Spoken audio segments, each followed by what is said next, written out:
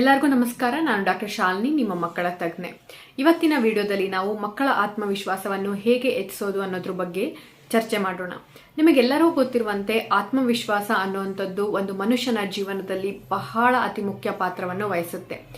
ಮನುಷ್ಯನಿಗೆ ಬೇರೆ ಏನು ಪ್ರಾಬ್ಲಮ್ ಇದ್ರೂ ಪರವಾಗಿಲ್ಲ, ಆದರೆ ಯಾವ ಮನುಷ್ಯನಿಗೆ ಆತ್ಮವಿಶ್ವಾಸ ಕಡಿಮೆ ಇರುತ್ತೆ, ಡೆಫಿನೆಟ್ಲಿ ಅವರು ಮುಂದೆ ಹೋಗಿ ಅವರ ಗುರಿಯನ್ನು ಮುಟ್ಟೋದಾಗಿರ್ಬೋದು ಅಥವಾ ಮುಂದೆ ಹೋಗಿ ಸಕ್ಸಸ್ ಅನ್ನ ಪಡೀಲಿಕ್ಕೂ ಕೂಡ ಅಸಾಧ್ಯವಾಗ್ಬಿಡತ್ತೆ. ನೀವು ಕೂಡ ಎಷ್ಟೊಂದು ಸರಿ ನಿಮ್ಮ ಸುತ್ತಮುತ್ತಲಿನ ನೋಡ್ತಾ ಇರ್ತೀರಾ, ಅಥವಾ ಈ ವಿಡಿಯೋನ ನೋಡ್ತಿರುವ ಎಷ್ಟೋ ಜನ ಪೋಷಕರು ಕೂಡ ಆಗಿರಬಹುದು. ನಿಮಗೆ ಎಷ್ಟೊಂದು ಬೇರೆ ಬೇರೆ ಟ್ಯಾಲೆಂಟ್ಸ್ ಇರ್ಬೋದು ಅಥವಾ ಆದರೆ ಎಷ್ಟೊಂದು ಸರಿ ಆ ಟ್ಯಾಲೆಂಟ್ಸ್ಗಳನ್ನ ಯಾವ ರೀತಿ ನಾವು ಸಮಾಜದಲ್ಲಿ ಗುರುತಿಸ್ಕೊಳ್ಬೇಕು ಅಂತ ಗೊತ್ತಿಲ್ಲದೆ ಇರೋದ್ರಿಂದ, ಯಾವ ರೀತಿ ಅದನ್ನ ನಾವು ಕಾನ್ಫಿಡೆಂಟ್ ಆಗಿ ಪ್ರೆಸೆಂಟ್ ಮಾಡಬೇಕು ಅನ್ನೋಂಥದ್ದು ಗೊತ್ತಿಲ್ಲದೆ ಇರೋದ್ರಿಂದ, ಅಥವಾ ನಮ್ಮ ಮೇಲೆ ಸ್ವತಃ ಕಾನ್ಫಿಡೆನ್ಸ್ ಇಲ್ಲದೆ ಇರೋದ್ರಿಂದ ಆ ಎಲ್ಲಾ ಪ್ರತಿಭೆಗಳು ಕೂಡ ಮಣ್ಣಿನಲ್ಲಿ ಮುಚ್ಚೋಗ್ಬಿಡತ್ತೆ. ಪ್ರತಿಯೊಂದು ಮಗುವಿನಲ್ಲೂ ಕೂಡ ಒಂದು ಅತ್ಯಮೂಲ್ಯವಾದಂತಹ ಪ್ರತಿಭೆ ಅನ್ನೋಂಥದ್ದು ಅಡಗಿರುತ್ತೆ. ಆದ್ರೆ ನಾವು ಯಾವಾಗ ಅದನ್ನ ಸರಿಯಾಗಿ ಹೊರ ತರಲಿಕ್ಕೆ ಅನುವು ಮಾಡ್ಕೊಳ್ಳೋದಿಲ್ಲ, ಅದಲ್ಲೇ ಸಪ್ರೆಸ್ ಆಗ್ಬಿಡುತ್ತೆ, ಆ ಪ್ರತಿಭೆ ಹೊರಗಡೆ ಬರೋದಿಲ್ಲ. ಎಷ್ಟೊಂದ್ ಸರಿ ನಾವು ಮಕ್ಕಳ ಆತ್ಮವಿಶ್ವಾಸ ಹೆಚ್ಚಿಸಬೇಕು, ನೀನ್ ಸೆಲ್ಫ್ ಕಾನ್ಫಿಡೆಂಟ್ ಆಗಿರ್ಬೇಕು, ನಿನ್ನಲ್ಲಿ ಸೆಲ್ಫ್ ಕಾನ್ಫಿಡೆನ್ಸ್ ಇರ್ಬೇಕಂತ ಹೇಳ್ತಾನೆ ಇರ್ತೀವಿ.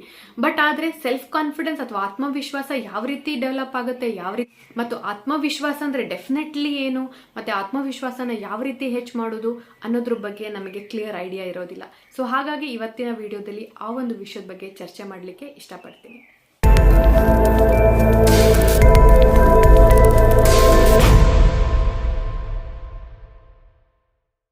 ಸೊ ಈ ವಿಡಿಯೋದಲ್ಲಿ ನಾನು ಮೇನ್ಲಿ 2 ವಿಷಯದ ಬಗ್ಗೆ ಮಾತಾಡ್ತೀನಿ. ಮೊದಲನೇದಾಗಿ ಮಕ್ಕಳ ಆತ್ಮವಿಶ್ವಾಸ ಅನ್ನೋಂಥದ್ದು ಯಾವ ರೀತಿ ಡೆವಲಪ್ ಆಗುತ್ತೆ ಅಥವಾ ಯಾವುದೆಲ್ಲ ಫ್ಯಾಕ್ಟರ್ಸ್ಗಳು ಮಕ್ಕಳ ಆತ್ಮವಿಶ್ವಾಸವನ್ನ ಹೆಚ್ಚಾಗ್ಲಿಕ್ಕಾಗಿರ್ಬೋದು, ಕಡಿಮೆ ಮಾಡ್ಲಿಕ್ಕಾಗಿರಬಹುದು ಪಾತ್ರ ವಹಿಸುತ್ತೆ. 2ನೇ ಪಾರ್ಟ್ ಅಲ್ಲಿ ಮಕ್ಕಳ ಆತ್ಮವಿಶ್ವಾಸವನ್ನು ಹೆಚ್ಚಿಸ್ಲಿಕ್ಕೆ ನಾವು ಪೋಷಕರಾಗಿ ಏನೇನೆಲ್ಲ ಕ್ರಮಗಳನ್ನ ಕೈಗೊಳ್ಬೇಕು ಅನ್ನೋದ್ರ ಬಗ್ಗೆ ಮಾತಾಡೋಣ. ಫಸ್ಟ್ ವಿಷಯ, ಆತ್ಮವಿಶ್ವಾಸ ಅನ್ನೋಂಥದ್ದು ಯಾವ ರೀತಿ ಡೆವಲಪ್ ಆಗುತ್ತೆ ಅಥವಾ ಯಾವ್ದೆಲ್ಲ ಫ್ಯಾಕ್ಟರ್ಸ್ ಇದ್ರ ಮೇಲೆ ಪ್ರಭಾವ ಅಂತೂ ಬೀರುತ್ತೆ. ಮೊದಲನೇದಾಗಿ ಮಕ್ಕಳಲ್ಲಿರುವಂತಹ ಒಂದು ಮೈಂಡ್ ಸೆಟ್ ಅಥವಾ ಮಕ್ಕಳಲ್ಲಿ ಆಗಿರುವಂತಹ ಒಂದು ಕಂಡೀಷನಿಂಗ್. ಅಂದ್ರೆ ಇದು ಒಂದಿನದಲ್ಲಿ ಡೆವಲಪ್ ಆಗುವಂತದಲ್ಲ. ಪ್ರತಿದಿನ ಮಕ್ಕಳು ಯಾರೋ ಒಂದು ಹೇಳೋದನ್ನ ಕೇಳಿಸ್ಕೊಳ್ಳೋದ್ರಿಂದ, ಅವರ ಸುತ್ತಮುತ್ತದಲ್ಲಿನ ವಾತಾವರಣವನ್ನು ಅಬ್ಸರ್ವ್ ಮಾಡೋದ್ರಿಂದ ಪ್ರತಿದಿನನೂ ಅವ್ರ ಮೇಲೆ ಇದು ಇಂಪ್ಯಾಕ್ಟ್ ಬಿದ್ದು ಅವರ ಮೈಂಡ್ ಅಲ್ಲಿ ಒಂದು ಕಂಡೀಷನಿಂಗ್ ಆಗಿರುತ್ತೆ. ಇದು ಕೂಡ ಮಕ್ಕಳ ಆತ್ಮವಿಶ್ವಾಸದ ಮೇಲೆ ಪ್ರಭಾವ ಬೀರುತ್ತೆ. ಮತ್ತು 2ನೇ ಅಂಶ ಹೇಳಬೇಕು ಅಂತ ಹೇಳಿದ್ರೆ, ತನ್ನ ಸುತ್ತಮುತ್ತಲಿನ ಒಂದು ವಾತಾವರಣ, ಅಂದ್ರೆ ಮನೆಯ ವಾತಾವರಣ ಆಗಿರ್ಬೋದು ಅಥವಾ ಅವರು ಬದುಕುತ್ತಿರುವಂತಹ ಒಂದು ಸಮಾಜದ ವಾತಾವರಣ ಆಗಿರ್ಬೋದು. ಮನೆಯಲ್ಲಿ ಯಾರು ಎಷ್ಟು ಕಾನ್ಫಿಡೆಂಟ್ ಆಗಿದ್ದಾರೆ, ಯಾರು ಅಂಡರ್ ಕಾನ್ಫಿಡೆಂಟ್ ಆಗಿದ್ದಾರೆ ಅನ್ನೋದು ಕೂಡ ತುಂಬಾ ಮ್ಯಾಟರ್ ಆಗುತ್ತೆ. ಮತ್ತು ಅವರು ಸಮಾಜದಲ್ಲಿ ಇರುವಂತವ್ರು ಯಾವುದೇ ರೀತಿಯ ಸಂಬಂಧಿಕರಾಗಿರ್ಬೋದು, ಸ್ಕೂಲಿನ ವಾತಾವರಣ ಆಗಿರ್ಬೋದು, ಅಥವಾ ಅವರು ದಿನನಿತ್ಯ ನೋಡ್ತಿರುವಂತಹ ಕೇಳ್ತಿರುವಂತಹ ಕಥೆಗಳಾಗಿರ್ಬೋದು, ನೋಡ್ತಿರುವಂತಹ ಟಿವಿ ಪ್ರೋಗ್ರಾಮ್ಸ್ ಆಗಿರ್ಬೋದು, ಅವರ ಮೇಲೆ ತುಂಬಾ ಇಂಪ್ಯಾಕ್ಟ್ ಬೀಳುತ್ತೆ. 3ನೇ ವಿಷಯದ ಬಗ್ಗೆ ಹೇಳ್ಬೇಕಂತ ಹೇಳಿದ್ರೆ, ಜನ್ಮತ ಕೆಲವೊಂದ್ಸರಿ ಮಕ್ಕಳಿಗೆ ಕೆಲವೊಂದೊಂದು ಕ್ಯಾರೆಕ್ಟರ್ ಅನ್ನ ಮಕ್ಕಳು ರೂಢಿ ಮಾಡ್ಕೊಂಡು ಬಂದಿರ್ತಾರೆ. ಕೆಲವೊಬ್ರು ಮಕ್ಕಳು ತುಂಬಾನೇ ಕಾನ್ಫಿಡೆಂಟ್ ಆಗಿರ್ತಾರೆ, ಕೆಲವೊಂದು ಮಕ್ಕಳು ಶೈ ನೇಚರ್ ಆಗಿರ್ತಾರೆ. ಸೊ ಈ ಮೂರು ಫ್ಯಾಕ್ಟರ್ಸ್ಗಳು ಮಕ್ಕಳ ಆತ್ಮವಿಶ್ವಾಸದ ಮೇಲೆ ಪರಿಣಾಮವನ್ನು ಬೀರುತ್ತೆ. ಸೊ ಮೊದಲನೇ ವಿಷಯ, ಅವರಲ್ಲಿ ಆಗಿರುವಂತಹ ಕಂಡೀಷನಿಂಗ್. 2 ರೀತಿಯ ಕಂಡೀಷನಿಂಗ್ ಇದೆ. ಒಂದು ಪಾಸಿಟಿವ್ ಕಂಡೀಷನ್, ಅಂದ್ರೆ ಸಕಾರಾತ್ಮಕತೆಯಿಂದ ಕಂಡೀಷನ್ ಆಗ್ಬೋದು, ಅಥವಾ ನಕಾರಾತ್ಮಕತೆಯಿಂದ ಕಂಡೀಷನ್ ಆಗ್ಬೋದು. ಸಕಾರಾತ್ಮಕತೆಯಿಂದ ಕಂಡೀಷನ್ ಆಗೋದ್ರ ಬಗ್ಗೆ ನಾನು ಮುಂದೆ ಮಾತಾಡ್ತೀನಿ. ನಕಾರಾತ್ಮಕವಾಗಿ ಏನಾದ್ರೂ ಕಂಡೀಷನಿಂಗ್ ಆಗಿದ್ರೆ ಐದರ್ ಪೋಷಕರಿಂದ ಆಗಿರ್ಬೋದು, ಮನೆಯ ಸದಸ್ಯರನ್ನು ಬಿಟ್ಟು ಇನ್ನಿತರ ಜನಗಳಿಂದ ಒಂದು ಕಂಡೀಷನಿಂಗ್ ಆಗಿರ್ಬೋದು. ಎಷ್ಟೊಂದು ಸರಿ ಪೋಷಕರಾಗಿ ನಾವು ಏನೇನೆಲ್ಲ ಮಿಸ್ಟೇಕ್ಸ್ ಮಾಡ್ತೀವಿ, ಇದರಿಂದ ಮಕ್ಕಳ ಆತ್ಮವಿಶ್ವಾಸ ಕಡಿಮೆ ಆಗುತ್ತೆ ಅಂತ ಹೇಳಿದ್ರೆ, ಮೊದಲನೇದಾಗಿ ಮಕ್ಕಳಿಗೆ ರೆಸ್ಪಾನ್ಸಿಬಲ್ ಮಾಡದೇ ಇರೋದು. ಅವ್ರ ಮಕ್ಕಳು ತುಂಬಾ, ಇವಾಗಂತೂ ಎಲ್ಲರಿಗೂ ಒಬ್ರು ಮಕ್ಕಳು ಅಥವಾ ಇಬ್ರು ಮಕ್ಕಳು ಅಷ್ಟೇ ಇರೋದ್ರಿಂದ ನಾವೇ ಎಲ್ಲಾ ಕೆಲಸನೂ ಮಾಡ್ತೀವಿ. ಸಣ್ಣವ್ರು ಇದ್ದಾಗ್ಲಿಂದನೂ ಕೂಡ, ಎಸ್ಪೆಷಲಿ ಮಕ್ಕಳು 1-2 ವರ್ಷ 3 ವರ್ಷ ಆದಾಗ ಅವ್ರ ಬಟ್ಟೆನ ಅವರೇ ಹಾಕೊಳ್ಳಿಕ್ಕೆ ಅಂತ ಹೋಗ್ತಾರೆ, ನಾವು ಬಿಡೋದಿಲ್ಲ. ಅವ್ರ ಊಟ ಅವರೇ ತಿನ್ಬೇಕು ಅಂತಾರೆ, ನಾವು ಬಿಡೋದಿಲ್ಲ. ಸೊ ಇಲ್ಲಿಂದ ಶುರುವಾದಂತ ಜರ್ನಿ ಮಕ್ಕಳ ಆತ್ಮವಿಶ್ವಾಸದವರೆಗೂ ನಡೆಯುತ್ತೆ. ಸೊ ಪ್ರೀತಿಯ ಪೋಷಕರೇ, ದಯವಿಟ್ಟು ಮಕ್ಕಳನ್ನ ಸೆಲ್ಫ್ ಕಾನ್ಫಿಡೆಂಟ್ ಆಗಿ ಮಾಡಬೇಕು ಅಂತ ಹೇಳಿದ್ರೆ ಮಕ್ಕಳಿಗೆ ಸೆಲ್ಫ್ ರೆಸ್ಪಾನ್ಸಿಬಲ್ ಮಾಡುವಂತದ್ದು ಬಹಳ ಇಂಪಾರ್ಟೆಂಟ್ ಆಗಿರುತ್ತೆ. ಸೊ ಇದು ಊಟ ಮಾಡೋದ್ರಿಂದ ಶುರುವಾಗುತ್ತೆ. ನೆಕ್ಸ್ಟ್ ಅವರ ಟಾಯ್ಲೆಟ್ ಟ್ರೈನಿಂಗ್ ಆಗಿರ್ಬೋದು, ಸರಿಯಾದ ಟೈಮಿಗೆ ಟಾಯ್ಲೆಟ್ ಟ್ರೈನಿಂಗ್, ನೆಕ್ಸ್ಟ್ ಅವರ ಬಟ್ಟೆಗಳನ್ನು ಅವರೇ ಹಾಕೊಳ್ಳುವಂಥದ್ದು, ಮತ್ತೆ ಸ್ಕೂಲಿಂದ ಬಂದಾಗ ಅವ್ರ ಬ್ಯಾಗ್ ಗಳನ್ನ ಹೋಗಿ ಕರೆಕ್ಟ್ ಆಗಿ ಇಡುವಂಥದ್ದು, ಅವರ ಶೂ ಗಳನ್ನ ಕರೆಕ್ಟ್ ಆಗಿ ಶೂ ರ್ಯಾಕ್ ಅಲ್ಲಿ ಇಡುವಂಥದ್ದು. ಈ ರೀತಿ ಒಂದು ಮಕ್ಕಳಿಗೆ ಅವರ ಕೆಲಸ ಕೆಲಸವನ್ನು ತಾನೇ ಮಾಡ್ಕೋತಾ ಇದ್ದೀನಿ ಅನ್ನುವಂಥ ಒಂದು ಕಾನ್ಫಿಡೆನ್ಸ್ ಅನ್ನು ಬೆಳೆಸೋದು ಇಂಪಾರ್ಟೆಂಟ್ ಆಗಿರುತ್ತೆ. ಹೌದು, ಎಷ್ಟೊಂದ್ಸರಿ ಈ ತರ ಮಾಡ್ತಾ ಮಾಡ್ತಾ ಮಕ್ಕಳು ಫಸ್ಟ್ ಟೈಮ್ ಮಾಡ್ಬೇಕಾದ್ರೆ ತುಂಬಾ ತಪ್ಪುಗಳನ್ನ ಮಾಡ್ತಾರೆ, ಒಂದ್ಸರಿ 2 ಸರಿ. ಆದ್ರೆ ಪೇಷನ್ಸ್ ಅನ್ನುವಂಥದ್ದು ತುಂಬಾ ಇಂಪಾರ್ಟೆಂಟ್ ಆಗಿರುತ್ತೆ. ದಯವಿಟ್ಟು ಅವರಿಗೆ ಯಾಕೆ ತಪ್ಪಾಗ್ತಿದೆ, ಎಲ್ಲಿ ತಪ್ಪಾಗ್ತಿದೆ, ಮತ್ತೆ ಯಾವ ರೀತಿ ಅದನ್ನ ಸರಿಪಡಿಸ್ಕೊಳ್ಬೇಕು ಅಂತ ಒಂದು ಗೈಡೆನ್ಸ್ ಮಾಡುವಂಥದ್ದು ಬಹಳ ಇಂಪಾರ್ಟೆಂಟ್ ಆಗಿರುತ್ತೆ. ಈ ರೀತಿ ಒಂದು ಸಣ್ಣ ಸಣ್ಣ ಮನೆಯಲ್ಲಿ ಮಾಡಿಸುವಂತ ಸಣ್ಣ ಸಣ್ಣ ಕೆಲಸಗಳಿಂದನೂ ಕೂಡ ಮಕ್ಕಳು ತುಂಬಾ ಮಕ್ಕಳು ರೆಸ್ಪಾನ್ಸಿಬಲ್ ಫೀಲ್ ಮಾಡ್ತಾರೆ. ಇದರಿಂದ ಸೆಲ್ಫ್ ಕಾನ್ಫಿಡೆನ್ಸ್ ಅನ್ನೋಂಥದ್ದು ಜಾಸ್ತಿ ಆಗುತ್ತೆ. ಅವ್ರು ಊಟ ಮಾಡಿರುವ ತಟ್ಟೆಯನ್ನು ಎತ್ತಿಡೋದಾಗಿರಬಹುದು. ಸೊ ಇವರಿನ್ನ ಚಿಕ್ಕವರಿದ್ದಾರೆ, ನಾವೆಲ್ಲ ಕೆಲಸ ಮಾಡೋಣ ಅಂತ ದಯವಿಟ್ಟು ಮಾಡಬೇಡಿ ಈ ರೀತಿ. ಅಥವಾ ಇನ್ನೊಬ್ರು ತಾಯಿ ಮಕ್ಕಳನ್ನು ಒಂದು ಸೆಲ್ಫ್ ಡಿಸಿಪ್ಲಿನ್ ಅಥವಾ ಸೆಲ್ಫ್ ಕಾನ್ಫಿಡೆಂಟ್ ಅನ್ನು ಬೆಳೆಸ್ಲಿಕ್ಕೆ ಹೋದಾಗ ಮನೆಯಲ್ಲಿರುವಂತ ಇನ್ನಿತರ ಸದಸ್ಯರು ಕೂಡ ಅವ್ರನ್ನ ಸಪೋರ್ಟ್ ಮಾಡೋದು ಬಹಳ ಇಂಪಾರ್ಟೆಂಟ್ ಆಗಿರುತ್ತೆ. ಸೊ ಹಾಗಾಗಿ ಅತಿಯಾದ ಮುದ್ದು ಕೂಡ ಮಕ್ಕಳ ಆತ್ಮವಿಶ್ವಾಸವನ್ನ ಕಡಿಮೆ ಮಾಡುತ್ತೆ.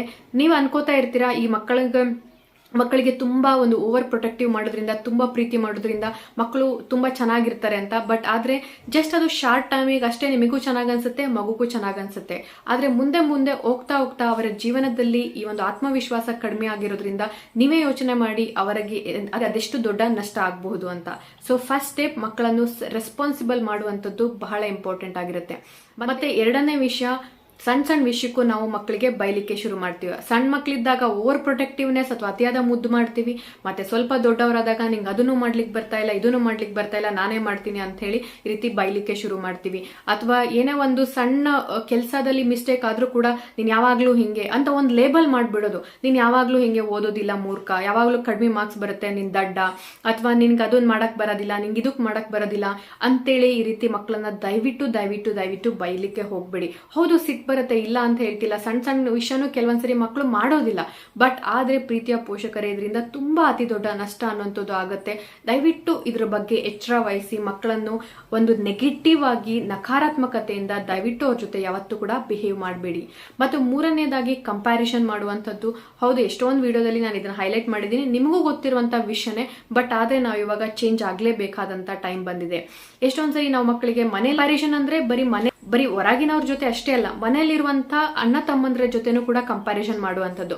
ಎಷ್ಟೊಂದ್ಸರಿ OPD ಬಂದಾಗ್ಲೂ ಕೂಡ ನನ್ನ ಜೊತೆ ಹೇಳ್ತಾರೆ, ಈ ಹುಳು ತುಂಬಾ ತುಂಬಾ ಒಳ್ಳೆಯವಳಿದ್ದಾಳೆ, ಏನೂ ಗಲಾಟೆ ಮಾಡಿಲ್ಲ, ಚೆನ್ನಾಗಿರ್ತಾನೆ, ಅವನಂತೂ ಬುಡಾಳ, ಯಾವಾಗ್ಲೂ ಏನಾದ್ರು ಒಂದ್ ಮಾಡ್ತಾನೆ ಇರ್ತಾನೆ ಅಂತ, ಅಥವಾ ಚೆನ್ನಾಗಿ ಓದೋದಿಲ್ಲ ಅಂತ. ದಯವಿಟ್ಟು ಕಂಪ್ಯಾರಿಸನ್ ಮಾಡಬೇಡಿ. ನೀವು ಕಂಪ್ಯಾರಿಸನ್ ಮಾಡ್ಬೇಕಾದ್ರೆ ನಿಮ್ಗೆ ಅದರಲ್ಲಿ ನಿಮ್ಗೆ ಯಾವುದೇ ರೀತಿಯಾದಂತ ನೆಗೆಟಿವ್ ಥಾಟ್ಸ್ ಇರೋದಿಲ್ಲ. ನಿಮ್ ಪ್ರಕಾರ ಆ ಒಂದು ಅವ್ರ ತರ ಆಗ್ಲಿ ಅನ್ನುವಂತಹ ಒಂದು ಭಾವನೆ ಇರುತ್ತೆ ಅಷ್ಟೇ. ಆದ್ರೆ ಇದು ಮಕ್ಕಳ ಮೇಲೆ ತುಂಬಾ ಪ್ರಭಾವ ಬೀರುತ್ತೆ. ಎಸ್ಪೆಷಲಿ 2 ಮಕ್ಕಳಿದ್ದಾಗ 2 ಮಕ್ಕಳನ್ನು ಸರಿಸಮಾನವಾಗಿ 2 ಮಕ್ಕಳಲ್ಲಿ ಯಾವತ್ತೂ ಕೂಡ ಕಂಪ್ಯಾರಿಸನ್ ಮಾಡಬೇಡಿ. ಕಂಪ್ಯಾರಿಸನ್ ಮಾಡೋದ್ರಿಂದ ಒಂದು ಅವರ ಸೆಲ್ಫ್ ಕಾನ್ಫಿಡೆನ್ಸ್ ಕಡಿಮೆ ಆಗುತ್ತೆ. ಎರಡನೆಯದಾಗಿ ನೀವು ಯಾವ ಜೊತೆ ಕಂಪ್ಯಾರಿಸನ್ ಮಾಡ್ತಿದ್ದೀರಾ ಅವ್ರನ್ನ ಅವರು ಹೇಟ್ ಮಾಡ್ಲಿಕ್ಕೆ ಶುರು ಮಾಡ್ತಾರೆ, ದ್ವೇಷ ಮಾಡ್ಲಿಕ್ಕೆ ಶುರು ಮಾಡ್ತಾರೆ. ಎಷ್ಟೊಂದ್ಸರಿ ಇಬ್ರು ಅಣ್ಣ ತಮ್ಮ ಅಕ್ಕ ತಂಗಿ ಈ ರೀತಿ ಸಿಬ್ಲಿಂಗ್ಸ್ ಅಲ್ಲಿ ಜಗಳ ಆಗೋದಕ್ಕೆ ಒಂದು ಕಾರಣ ಕೂಡ ಒಬ್ಬರನ್ನು ಮನೆಯಲ್ಲಿ ತುಂಬಾ ಜಾಸ್ತಿ ಹೆಚ್ಚಿನ ವ್ಯಾಲ್ಯೂ ಅನ್ನು ಕೊಡೋದು, ಇನ್ನೊಬ್ಬರನ್ನ ತುಂಬಾ ಕಡಿಮೆ ವ್ಯಾಲ್ಯೂ ಅನ್ನೋಂಥದ್ದು ಕೊಡೋದು. ಸೊ ಹಾಗಾಗಿ ದಯವಿಟ್ಟು ಕಂಪ್ಯಾರಿಸನ್ ಅನ್ನ ಮಾಡ್ಲಿಕ್ಕೆ ಹೋಗಿ. ಮತ್ತೆ 4ನೇ ವಿಷಯ ಪೋಷಕರಾಗಿ ಮಾಡುವಂತ ತಪ್ಪೇನಂತ ಹೇಳಿದ್ರೆ ಸಜೆಷನ್ಸ್ ವಿತ್ ಫಿಯರ್ ಅಂತ ಕರಿತೀವಿ. ಅಂದ್ರೆ ನೀವು ಎಷ್ಟೊಂದ್ಸರಿ ಮಕ್ಕಳಿಗೆ ಏನೋ ಒಂದು ಅಡ್ವೈಸ್ ಕೊಡ್ತೀರಾ, ಸೊ ಇದನ್ನ ಮಾಡ್ಬೇಕು ಅಂತೇಳಿ. ಬಟ್ ಆದ್ರೆ ಅದನ್ನ ಮಾಡ್ಲಿಲ್ಲ ಅಂತ ಹೇಳಿದ್ರೆ ಅದರಲ್ಲಿ ಭಯವನ್ನು ತುಂಬುವಂಥದ್ದು. ಯಾವಾಗ ಒಂದು ಭಯ ತುಂಬ್ತಾ ಹೋಗ್ತೀವಿ, ಮಕ್ಕಳಿಗೆ ಕಾನ್ಫಿಡೆನ್ಸ್ ಅಥವಾ ಆತ್ಮವಿಶ್ವಾಸ ಅನ್ನೋಂಥದ್ದು ಅದೇ ರೀತಿ ಕಡಿಮೆ ಆಗುತ್ತೆ. ಸಣ್ಣ ಮಕ್ಕಳಿಂದಾನೇ ನಾವು ಕಂಡೀಷನ್ ಮಾಡ್ತೀವಿ, ಅವರು ಮಲ್ಕೊಂಡು ನೀನ್ ನಿದ್ದೆ ಮಾಡ್ಲಿಲ್ಲ ಅಂತ ಹೇಳಿದ್ರೆ ಗುಮ ಬಂದ್ ಎತ್ಕೊಂಡು ಹೋಗ್ತಾನೆ ಅಂತ ಹೇಳೋದು, ಅಥವಾ ಏನಾದ್ರೂ ಊಟ ಮಾಡ್ಲಿಲ್ಲ ಅಂದ್ರೆ ಡಾಕ್ಟರ್ ಬಂದು ಇಂಜೆಕ್ಷನ್ ಮಾಡ್ತಾರೆ ಅಂತ ಹೇಳೋದು. ಸೊ ದಯವಿಟ್ಟು ಈ ರೀತಿ ಸಜೆಷನ್ಸ್ ವಿತ್ ಫಿಯರ್ ಅನ್ನು ಕೊಡಬೇಡಿ. ತುಂಬಾ ಸಣ್ಣ ಮಕ್ಕಳಿದ್ದಾಗ ಅವರಲ್ಲಿ ವಿಜುವಲೈಸೇಷನ್ ಕೂಡ ಅದೇ ರೀತಿ ಆಗ್ತಾ ಇರುತ್ತೆ. ಸೊ ನಾನು ಇದನ್ನ ಮಾಡ್ಲಿಲ್ಲ ಅಂತ ಹೇಳಿದ್ರೆ ಹಂಗಾಗತ್ತೆ, ಅವ್ರು ಅದನ್ನ ನಿಜವಾಗ್ಲೂ ರಿಯಲ್ ಅಂತ ಅನ್ಕೊಂಡ್ಬಿಡ್ತಾರೆ. ಸೊ ಅವರಲ್ಲಿ ಆತ್ಮವಿಶ್ವಾಸ ಅನ್ನೋಂಥದ್ದು ಕಡಿಮೆ ಆಗುತ್ತೆ. ಸೊ ಹಾಗಾಗಿ 4 ವಿಷಯಗಳು. ಫಸ್ಟ್ ಒನ್, ಅವರನ್ನ ಸೆಲ್ಫ್ ರೆಸ್ಪಾನ್ಸಿಬಲ್ ಮಾಡಬೇಕು, ಮತ್ತೆ ಓವರ್ ಪ್ರೊಟೆಕ್ಟಿವ್ನೆಸ್ ಮಾಡಬಾರ್ದು. ಮತ್ತೆ ಎರಡನೇದಾಗಿ ಮಕ್ಕಳಿಗೆ ದಯವಿಟ್ಟು ಬ್ಲೇಮ್ ಮಾಡಬೇಡಿ. ಮತ್ತೆ ಮೂರನೆಯದಾಗಿ ಮಕ್ಕಳನ್ನು ದಯವಿಟ್ಟು ಯಾವುದೇ ಕಾರಣಕ್ಕೂ ಕಂಪ್ಯಾರಿಸನ್ ಮಾಡಬೇಡಿ. ಮತ್ತು 4ನೇದಾಗಿ ಸಜೆಷನ್ಸ್ ವಿತ್ ಫಿಯರ್, ಅಂದ್ರೆ ಯಾವುದೇ ರೀತಿಯಾದ ಸಜೆಷನ್ಸ್ ಅನ್ನು ಭಯದ ಜೊತೆಗೆ ದಯವಿಟ್ಟು ಮಕ್ಕಳಿಗೆ ಕೊಡ್ಲಿಕ್ಕೆ ಹೋಗಬೇಡಿ. ಸೊ ಕೆಲವೊಂದ್ಸರಿ ಯಾರೋ ಒಬ್ರು ರಿಲೇಟಿವ್ಸ್ ಮನೆಗೆ ಬಂದಿರ್ತಾರೆ, ಸೊ ಅವ್ರ ಜೊತೆ ಮಗುವನ್ನ ಕೂರಿಸಿ ಸೊ ಅವ್ರ ಎದುರುಗಡೆ ಮಗುವನ್ನು ಕೂಡ ಕಂಪ್ಯಾರಿಸನ್ ಮಾಡೋದಾಗಿರ್ಬೋದು, ಬೈಯೋದಾಗಿರ್ಬೋದು ಮಾಡಬೇಡಿ. ಮತ್ತು ಎರಡನೇದಾಗಿ ಬೇರೆ ಯಾರೋ ನಿಮ್ಮ ಮಗು ಬಗ್ಗೆ ಏನೋ ಹೇಳಲಿಕ್ಕೂ ಕೂಡ ಅವಕಾಶ ಕೊಡ್ಲಿಕ್ಕೆ ಹೋಗಬೇಡಿ. ಸೊ ಯಾವತ್ತೂ ಕೂಡ ನಿಮ್ಮ ಮಕ್ಕಳು ನಿಮ್ಗೆ ಶ್ರೇಷ್ಠರಾಗಿರ್ತಾರೆ. ಸೊ ಎತ್ತವರಿಗೆ ಹೆಗಣನೆ ಮುದ್ದು ಅಂತ ಕರೀತಾರಲ್ವಾ. ಸೊ ಅದೇ ತರ. ಸೊ ಹಾಗಾಗಿ ದಯವಿಟ್ಟು ಬೇರೆಯವರಿಗೂ ಕೂಡ ನಿಮ್ಮ ಮಗುವಿನ ಬಗ್ಗೆ ಏನೋ ನೆಗೆಟಿವ್ ಆಗಿ ಹೇಳಲಿಕ್ಕೆ ಆ ಅಧಿಕಾರವನ್ನ ಬೇರೆಯವ್ರಿಗೂ ಕೂಡ ಕೊಡಬೇಡಿ. ಮತ್ತೆ ನೀವು ಕೂಡ ಬೇರೆಯವ್ರ ಮುಂದೆ ಎಷ್ಟೇ ಕ್ಲೋಸ್ ರಿಲೇಟಿವ್ಸ್ ಆಗಿದ್ರು ಕೂಡ ನಿಮ್ಮ ಮಗುವನ್ನು ಯಾರ ಮುಂದೆ ಕೂಡ ಬಿಟ್ಕೊಡ್ಬೇಡಿ. ಸೊ ಮತ್ತೆ ಎರಡನೇ ಫ್ಯಾಕ್ಟರ್ ಬಗ್ಗೆ ಹೇಳಬೇಕು ಅಂತ ಹೇಳಿದ್ರೆ, ಒಂದು ವಾತಾವರಣ ಅಥವಾ ಸರೌಂಡಿಂಗ್, ಅಂದ್ರೆ ಒಂದು ಮನೆ ವಾತಾವರಣ ಆಗಿರ್ಬೋದು ಅಥವಾ ಸಮಾಜದ ವಾತಾವರಣ ಆಗಿರ್ಬೋದು. ಮನೆಯಲ್ಲೂ ಕೂಡ ತಂದೆ ತಾಯಿಗಳು ಎಷ್ಟು ಕಾನ್ಫಿಡೆಂಟ್ ಆಗಿದ್ದಾರೆ ಅದು ತುಂಬಾ ಇಂಪಾರ್ಟೆಂಟ್ ಆಗಿರುತ್ತೆ. ಎಷ್ಟೊಂದು ಸರಿ ಮಗು ಅಥವಾ ಮಕ್ಕಳು ಅನ್ನೋಂಥವ್ರು ತಾಯಿಗೆ ತುಂಬಾ ಅಟ್ಯಾಚ್ ಆಗಿರ್ತಾರೆ. ಫಸ್ಟ್ ಅವರು ತಾಯಿಯಿಂದನೇ, ಆಕ್ಚುಲಿ ಫಸ್ಟ್ ಮಕ್ಕಳು ಅಟ್ಯಾಚ್ ಆಗೋದೇ ತಾಯಿಯಿಂದ. ಸೊ ಹಾಗಾಗಿ ತಾಯಿ ಕಾನ್ಫಿಡೆಂಟ್ ಆಗಿರ್ಬೇಕಾಗಿರೋದು ಬಹಳ ಇಂಪಾರ್ಟೆಂಟ್ ಆಗಿದೆ.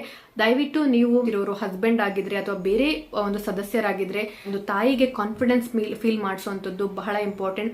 ಯಾವುದೇ ಕಾರಣಕ್ಕೂ ಕೂಡ ಒಂದು ಗಂಡ ಹೆಂಡತಿ ದಯವಿಟ್ಟು ಮಕ್ಕಳ ಮುಂದೆ ಜಗಳ ಆಡದೇ ಇರೋದು ಬಹಳ ಇಂಪಾರ್ಟೆಂಟ್ ಆಗಿರುತ್ತೆ.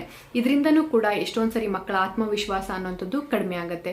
ಮತ್ತೆ ಸಮಾಜದಲ್ಲಿ ಮಕ್ಕಳಿಗೆ ಯೂಶಲಿ ನೆಗೆಟಿವ್ ವಿಷಯಗಳನ್ನು ಕೂಡ ಮಕ್ಕಳ ಮುಂದೆ ಡಿಸ್ಕಸ್ ಮಾಡಬೇಡಿ, ಅವ್ರು ಹಾಗೆ ಇವ್ರು ಹೀಗೆ ಅಂತ. ಇದರಿಂದ ಫಸ್ಟ್ ಆಫ್ ಆಲ್ ಮಕ್ಕಳಿಗೆ ಗೌರವ ಕಡಿಮೆ ಆಗುತ್ತೆ, ಮತ್ತೆ ಈ ರೀತಿ ಕಂಡೀಷನಿಂಗ್ ಕೂಡ ಆಗ್ತಾ ಹೋಗುತ್ತೆ.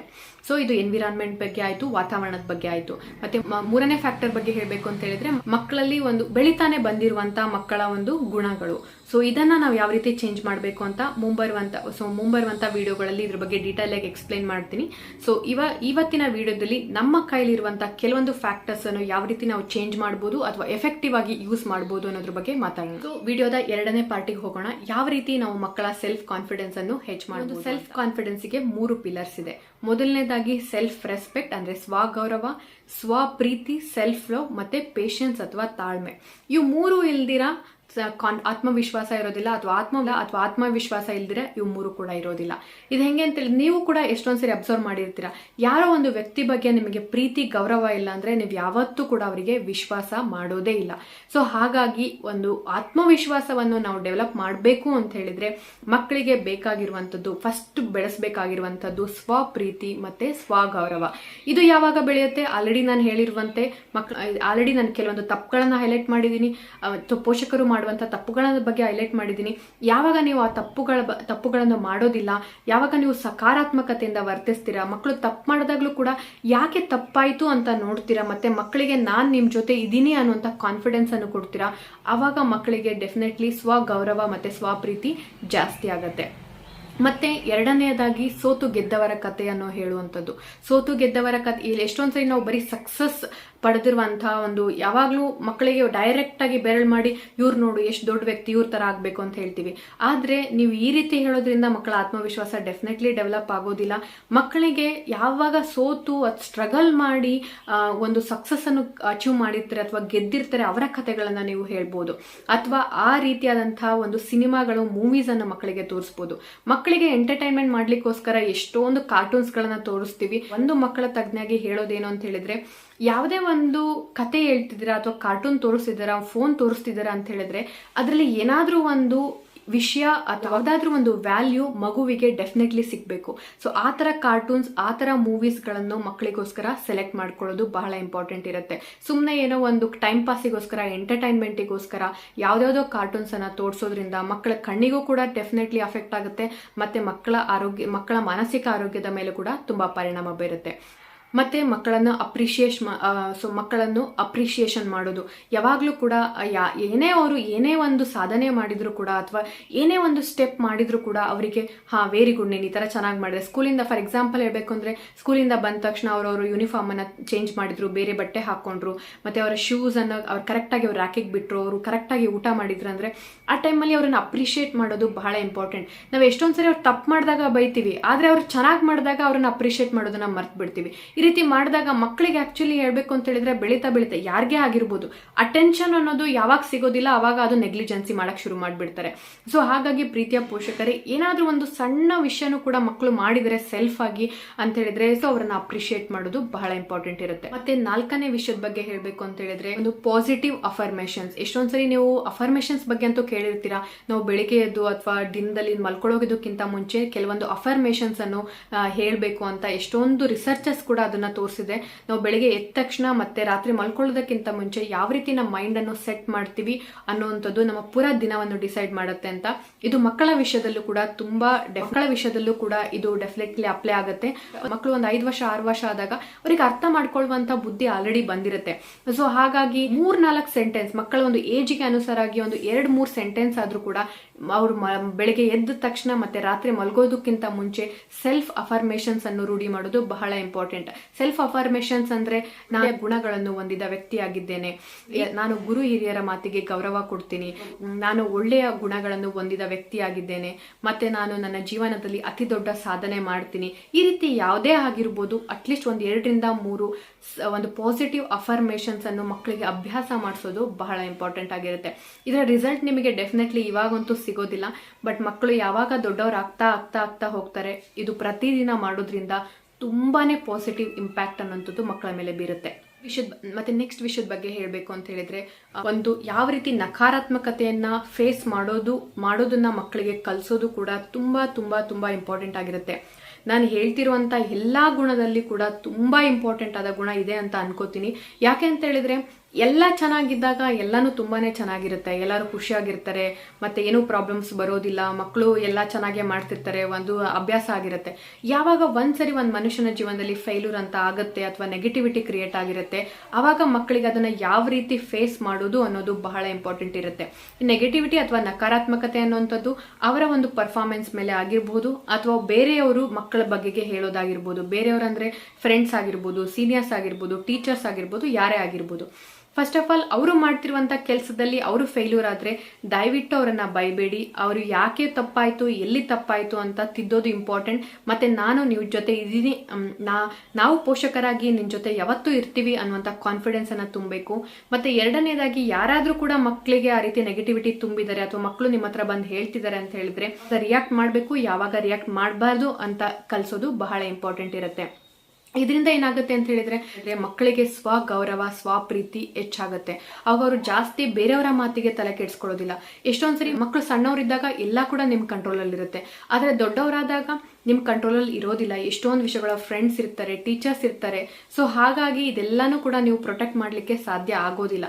ಆದ್ರೆ ಮಕ್ಕಳಿಗೆ ಈ ನೆಗೆಟಿವಿಟಿ ಅಥವಾ ನಕಾರಾತ್ಮಕತೆಯನ್ನ ಯಾವ ರೀತಿ ಫೇಸ್ ಮಾಡೋದು ಅಂತ ಸಣ್ಣವರಿದ್ದಾಗ್ಲಿಂದನೇ ನೀವು ರೂಢಿಸಿದೀರಾ ಅಥವಾ ಕತೆಗಳ ಮೂಲಕ ಹೇಳಿದೀರಾ, ಅವ್ರ ಜೊತೆ ಮಾತಾಡಿದೀರಾ ಅಂತ ಹೇಳಿದ್ರೆ ಡೆಫಿನೆಟ್ಲಿ ಅವರು ಅವರ ಜೀವನದಲ್ಲಿ ಎಡುವುದಿಲ್ಲ, ಅವರ ಆತ್ಮವಿಶ್ವಾಸವನ್ನು ಅವರು ಕಳ್ಕೊಳ್ಳೋದಿಲ್ಲ. ಮತ್ತೆ last but not the least, ಎಷ್ಟೊಂದ್ಸರಿ ಇದೆಲ್ಲ ಕೂಡ ಮಕ್ಕಳ ಆಕ್ಷನ್ಸ್ ಅಥವಾ ಕರ್ಮಕ್ಕೆ ರಿಲೇಟೆಡ್ ಆಗಿದೆ, ಆದ್ರೆ ಎಷ್ಟೊಂದ್ಸರಿ body related problems, major body imaging related ಆಗು ಕೂಡ ಮಕ್ಕಳು ಎಷ್ಟೊಂದ್ಸರಿ ನೆಗೆಟಿವಿಟಿಯನ್ನ ಫೀಲ್ ಮಾಡ್ತಾರೆ. ಇದರಿಂದ ಆತ್ಮವಿಶ್ವಾಸ ಕೂಡ ಕಳ್ಕೊಂಡ್ ಬಿಡ್ತಾರೆ. ಸೊ ಹಾಗಾಗಿ ನಾವು ಪೋಷಕರಾಗಿ ನಾವು ಸ್ವತಃ ಯಾವತ್ತೂ ಕೂಡ ಮಕ್ಕಳಿಗೆ ಅವರ ಲುಕ್ಸ್ ಮೇಲೆ ಅಥವಾ ಅವ್ರಿಗೆ ಹೇಗೆ ಕಾಣಿಸ್ತಿದ್ದಾರೆ, ಅವರ ಕಲರ್, ಅವರ ಬಣ್ಣದ ಮೇಲೆ ಯಾವತ್ತೂ ಕೂಡ ಮಕ್ಕಳನ್ನ ಅಳಿಬಾರ್ದು. ಅಥವಾ ಮತ್ತೆ ಬೇರೆಯವರು ಕೂಡ ಮಕ್ಕಳ ಮೇಲೆ ಕಮೆಂಟ್ ಮಾಡದೇ ಇರೋದಕ್ಕೆ ಅಥವಾ ಒಂದು ವಾತಾವರಣದಲ್ಲಿ ಆ ನೆಗೆಟಿವಿಟಿ ಇಲ್ಲದೆ ಇರೋದಕ್ಕೆ ಪ್ರಯತ್ನ ಮಾಡೋದು ಬಹಳ ಇಂಪಾರ್ಟೆಂಟ್ ಇರುತ್ತೆ. ಅಕಸ್ಮಾತ್ ಏನಾದ್ರೂ ಮಕ್ಕಳಲ್ಲಿ ಯಾವುದೇ ರೀತಿಯಾದಂತಹ ದೈಹಿಕ ನ್ಯೂನ್ಯತೆ ಇದೆ ಅಂತ ಅನ್ಕೊಳ್ಳಿ, ಮಕ್ಕಳಿಗೆ ಹುಟ್ಟುತ್ತಾನೆ ಸ್ವಲ್ಪ ಕಾಲಿನ ಪ್ರಾಬ್ಲಮ್ ಇದೆ ಅಥವಾ ಕಣ್ಣಿನ ಪ್ರಾಬ್ಲಮ್ ಇರ್ಬೋದು, ಮಕ್ಕಳು ತುಂಬಾ ಡಾರ್ಕ್ ಇರ್ಬೋದು, ಈ ರೀತಿ ಯಾವುದೇ ರೀತಿ ಇದ್ರೂ ಕೂಡ ಅವರನ್ನು ನೀವು ಪೋಷಕರಾಗಿ ಪ್ರಿಪೇರ್ ಮಾಡೋದು ಬಹಳ ಇಂಪಾರ್ಟೆಂಟ್. ಸಣ್ಣ ಮಕ್ಕಳಿದ್ದಾಗ ಡೆಫಿನೆಟ್ಲಿ ಯಾರಿಗೂ ಏನೂ ಹೇಳೋದಿಲ್ಲ, ಕರುಣೆ ತೋರಿಸ್ಬೋದು ಅಥವಾ ನೆಗ್ಲೆಕ್ಟ್ ಮಾಡ್ತಾರೆ. ಆದ್ರೆ ಯಾವಾಗ ಮಕ್ಕಳು ಆಲ್ಮೋಸ್ಟ್ ಒಂದು 7ನೇ ಕ್ಲಾಸ್ 8ನೇ ಕ್ಲಾಸ್ 9ನೇ ಕ್ಲಾಸಿಗೆ ಹೋಗ್ತಾರೆ, ಈ ವಿಷಯಗಳು ಕೂಡ ತುಂಬಾನೇ ಮ್ಯಾಟರ್ ಆಗುತ್ತೆ. ಸೊ ಹಾಗಾಗಿ ದಯವಿಟ್ಟು ಮಕ್ಕಳು ತುಂಬಾ ಫೇರ್ ಆಗಿ ತುಂಬಾ ಚೆನ್ನಾಗಿದ್ರು ಅವರಿಗೆ ಇದ್ರ ಬಗ್ಗೆ ಅವೇರ್ನೆಸ್ ಕ್ರಿಯೇಟ್ ಮಾಡೋದು ಇಂಪಾರ್ಟೆಂಟ್ ಇರುತ್ತೆ. ಮತ್ತು ಅಕಸ್ಮಾತ್ ಅವ್ರು ಡಾರ್ಕ್ ಇದ್ದಾರೆ ಅಥವಾ ಏನಾದ್ರೂ ಸ್ವಲ್ಪ ದೈಹಿಕ ನ್ಯೂನತೆ ಇದ್ರೂ ಕೂಡ ಅವರನ್ನು ಪ್ರಿಪೇರ್ ಮಾಡುವಂಥದ್ದು ಬಹಳ ಇಂಪಾರ್ಟೆಂಟ್. ಯಾವ ರೀತಿ ಪ್ರಿಪೇರ್ ಮಾಡಬೇಕು, ಕತೆಗಳ ರೂಪದಲ್ಲಿ ಹೇಳ್ಬೋದು ಅಥವಾ ಸಿನಿಮಾಗಳನ್ನ ತೋರಿಸಬಹುದು. ಈ ರೀತಿ ಯಾವುದೇ ಒಂದು ಕೂತ್ಕೊಂಡು ಅವರ ಹತ್ರ ತುಂಬಾ ಚೆನ್ನಾಗಿ ಓಪನ್ ಅಪ್ ಆಗಿ ಮಾತಾಡಬಹುದು. ಹೋಪ್ ಈ ವಿಡಿಯೋ ನಿಮ್ಗೆ ಹೆಲ್ಪ್ ಆಯ್ತು ಅಂತ ಭಾವಿಸ್ತೀನಿ. ನಿಮ್ಗೆ ಮಕ್ಕಳ ಆರೋಗ್ಯಕ್ಕೆ ಸಂಬಂಧಪಟ್ಟಂತೆ ಯಾವುದೇ ರೀತಿ ಡೌಟ್ಸ್ ಇದ್ರೂ ಕೂಡ ಕಮೆಂಟ್ ಮಾಡಿ ತಿಳಿಸಬಹುದು. ಆ ಒಂದು ವಿಷಯದ ಬಗ್ಗೆ ಮುಂಬರುವಂತಹ ವಿಡಿಯೋಗಳಲ್ಲಿ ಚರ್ಚೆ ಮಾಡ್ಲಿಕ್ಕೆ ಇಷ್ಟಪಡ್ತೀನಿ. So thanks for watching. Happy parenting.